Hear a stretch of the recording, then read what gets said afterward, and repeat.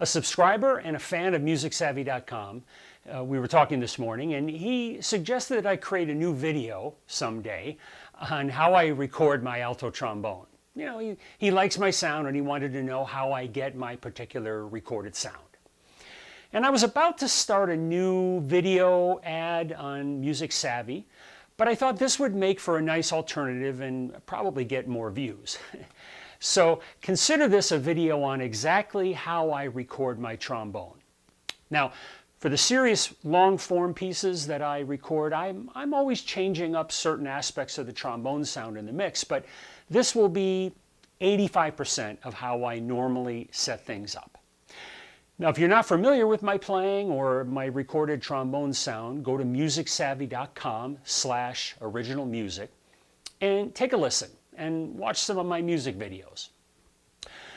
For this demonstration, I'm going to use a short recording I did recently for a video demonstration of melodic improvisation. In the video, I'm blowing over the first part of All the Things You Are in a kind of, smooth jazz groove.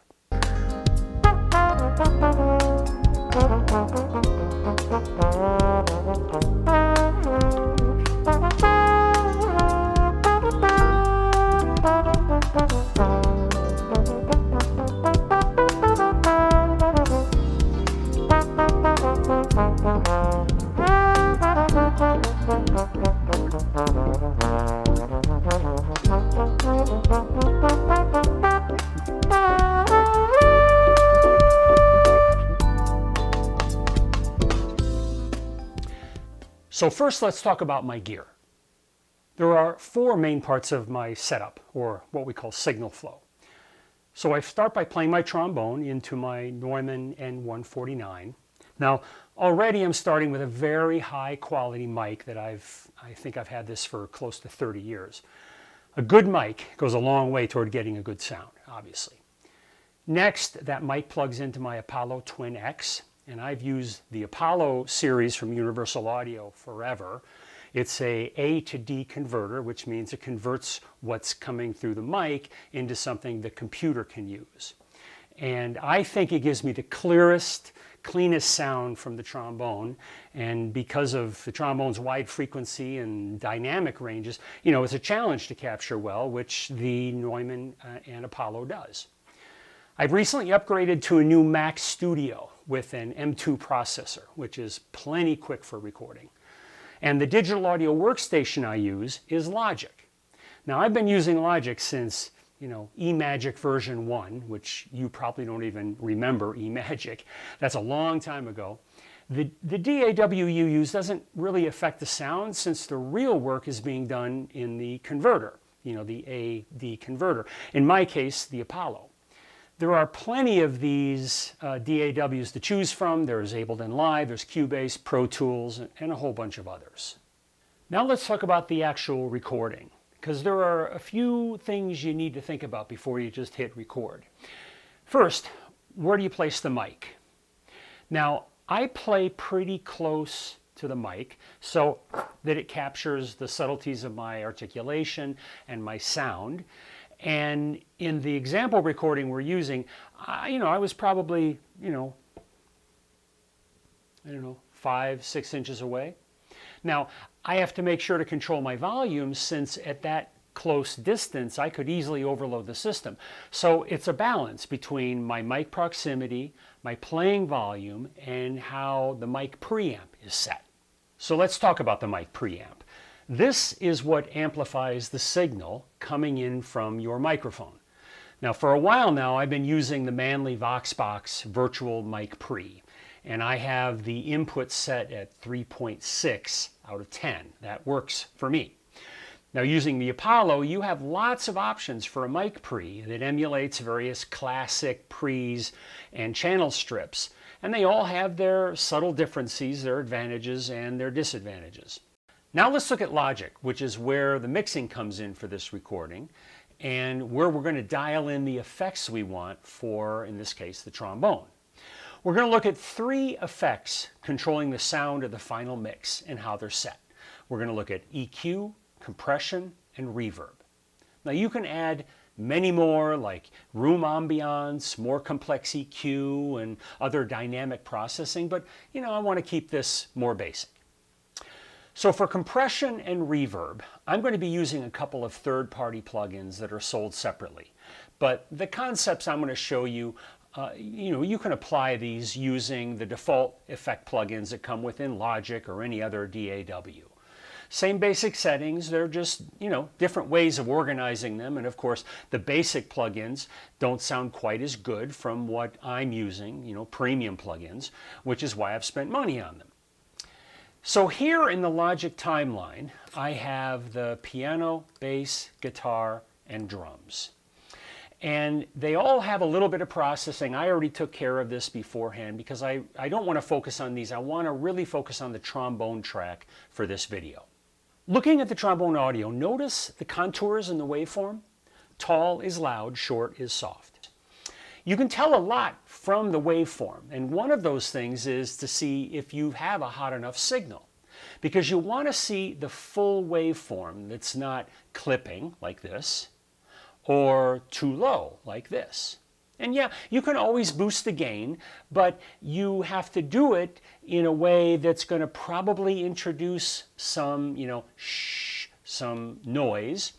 And now you have to try and get rid of the noise. So it really pays to start with a good signal so that you can prevent needing to fix things later that introduce other issues down the line. Now another more musical thing that you can tell from the waveform is the variety of amplitude that goes through the wave. Now, if we were recording, electronic dance music or a pop hit, you'd probably see something more like a crew cut across the top and everything is as hot as it can possibly be. But this is jazz. And so what we want to see for jazz is some variety in the dynamics. That tells you, it's a little more musical. If you were recording something and you see everything, all of these waveforms pretty much hitting the exact same place, it could be a hint that your lines are not as musical as they could be. Let's just say that. So in its non-processed pure form, the raw mix of this track sounds like this.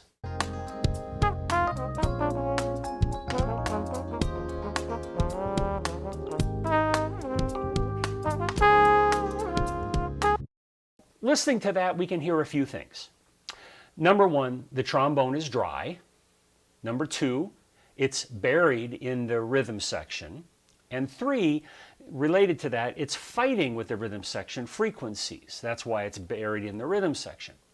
So when you mix, you want to place things in their own space to bring out the important aspects of the sounds and, to avoid frequency conflicts with all the other instruments. So in this case, I want to bring out the trombone sweet spot frequencies from the rhythm section. So there's no competition there, or a lot less competition. So the first thing I want to do is pull the trombone frequency sweet spot out of the rhythm section. Notice here, what I've done is, in each of the four rhythm section tracks, I'm busing the output to bus 3. Right? I could send all of these out to the main outputs, but what I want to do is create one single track, which is right here, I called it rhythm, one single track that has all of these mixed together so that I can make one adjustment to the entire rhythm section. And if I've mixed the rhythm section properly in the first place, this works pretty well. I'll set up the EQ for that bus that will attenuate or reduce those sweet spot frequencies from the trombone. Now, let's say you're not sure what those frequencies are. So what I can do here in the trombone track is I can set up an EQ and play the trombone track, and I can see, in Logic's case for this EQ, I can see where those frequencies are.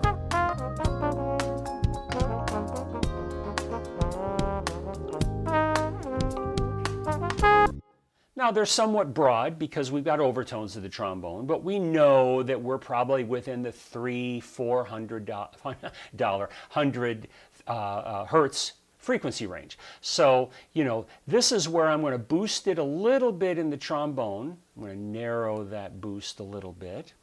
But the other thing I'm going to do now is I'm going to take an EQ from the rhythm section and I'm going to attenuate that frequency range a little bit more, okay?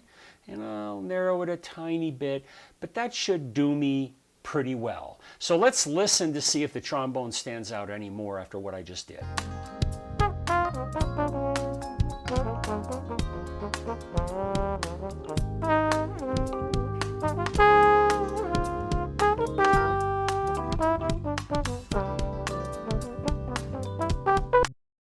Now, as I moved the rhythm section EQ back to 0, you could kind of hear the piano starting to ring and conflict with the trombone. And when I pull it back down, those frequencies dissipate a little bit. And that's the point that we're trying to make here.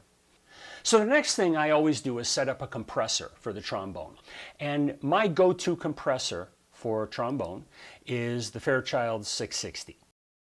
Let's talk about what compression is. What it does is it reduces the peaks of a track or a mix so that once the volume of the entire track or mix is raised to give it more presence, those peaks don't sound as loud and it sounds more musical. So the entire mix or track can be raised without blowing out anything from those peaks, allowing the entire mix to be brought out.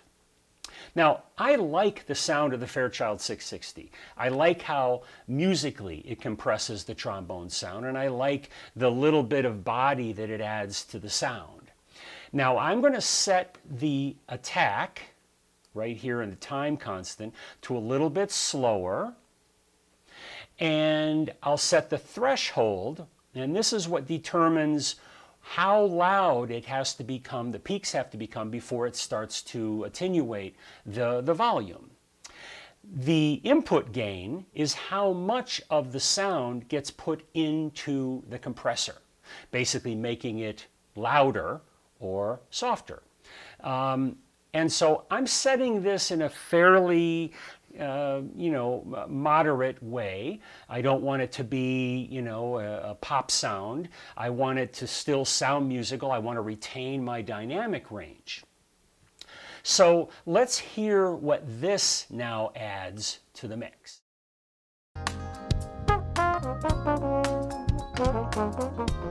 And what I'll do here is I'm going to turn this off at one point. You can hear the difference.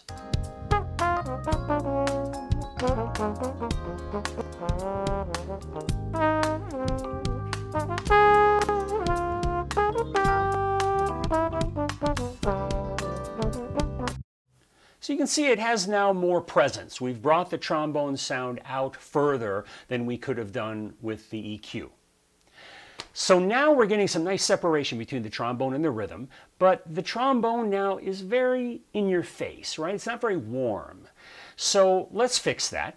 And to do that, I'm going to use my go-to reverb, the Lexicon 224, because reverb is going to add warmth, depth, and distance to the trombone, or whatever you apply it to.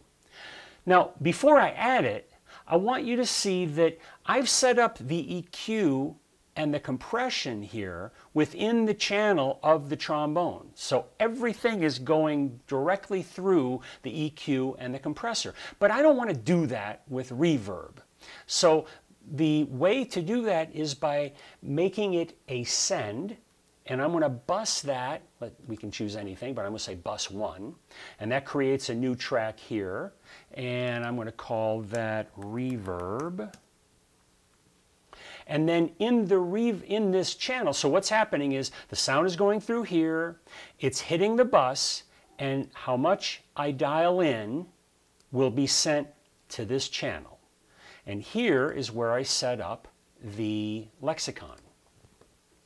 Now I have my go-to settings here. I like to set up a vocal plate. Now, because vocals are typically, women or higher frequencies, I'm going to turn this down. I'm going to turn the mids up a little bit. I'm going to raise my depth a little bit. I'm going to increase my optimization. So whatever reverb you use, you'll have these types of settings that you can dial in to taste. I've done this hundreds of times, so I kind of know where I like my reverb. So now we have to figure out how much reverb we're going to add to this, right? So let's listen to this and dial it in to taste.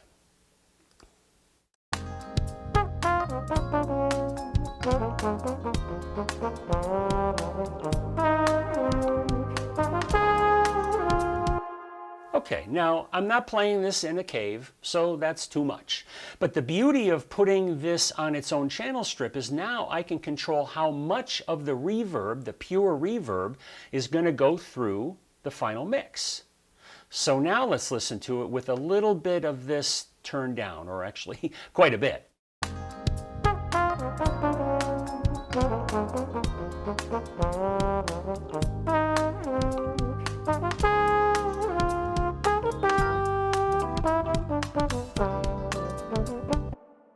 Okay, I think that's pretty good. You know, we've got a lot of the reverb going through to the bus, but we're not letting a lot of it go into the mix. And what that does is give me a long, rich reverb tail without it being overpowering in the full mix. Now, one last touch I'd like to add is the mastering plugin that Logic provides. Now, there's lots of mastering plugins, and mastering basically is the final polish for volume, for frequencies, for everything before it makes its final form. And you know, if this were an album I was mixing it for, I'd be a lot more hands-on with the mastering. But right here, all I really need to do is click that on. Logic is now analyzing the whole track. I'm not really sure if this is AI yet or not. At some point it will be. But it is analyzing the whole track. And it gives me a pretty good gain boost, and it tells me what it thinks frequencies should be boosted, like higher frequencies. And remember, this is not just the trombone anymore, this is the entire mix. So it's listening to the piano, bass, guitar, and drums as well, and kind of dialing those individual frequencies in here. And I would probably play with them a little bit just to dial to my taste, but I think this gets me really close, and it's nothing else, it's a big gain boost. So let's give this a listen. Now, keep in mind that throughout this entire video, you're listening to this recorded on screen capture software, even though it's set to the highest bit rate and quality. But that's getting compressed into an MP4 track, and then further compressed by YouTube, and then played on whatever device you're listening on. This would sound completely different if you were sitting here next to me in my studio and you're, listening with me to the mix on my Genelex studio monitors, right? So I just want to provide that little bit of context in case this doesn't sound like the greatest jazz recording ever made. But I think you'll see that we've come a long way from that first dry mix.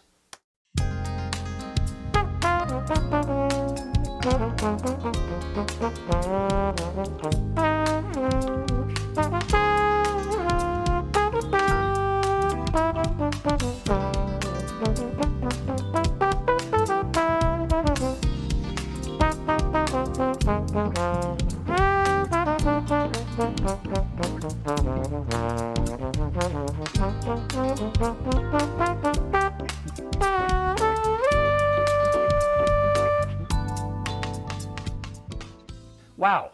All right, that was a lot. I hope that was interesting or, helpful to you. Let me leave you with this when you think about your recording gear. One piece of advice I'm going to offer is to match the level of components in your signal chain. Spend as much as you can to get good gear, but don't buy a $5,000 Neumann mic and then a cheap $100 mic pre or AD converter, because you'll never hear the full sound of that Neumann and you'll have wasted a lot of money. So instead, buy a less expensive mic and a better converter to match. And last, one thing that will always make your recording sound better is your sound on your trombone or whatever instrument you play. That $5,000 Neumann, that's only going to amplify a thin sound, or it's going to make more obvious, sloppy intonation or articulation. And getting better on your instrument is something you really have within your control. And I guess related to that, if you want to improve your trombone playing, you should check out my newly revised book, Trombone Improvisation Savvy. I just made a video ad after all. Well, good luck on your recordings.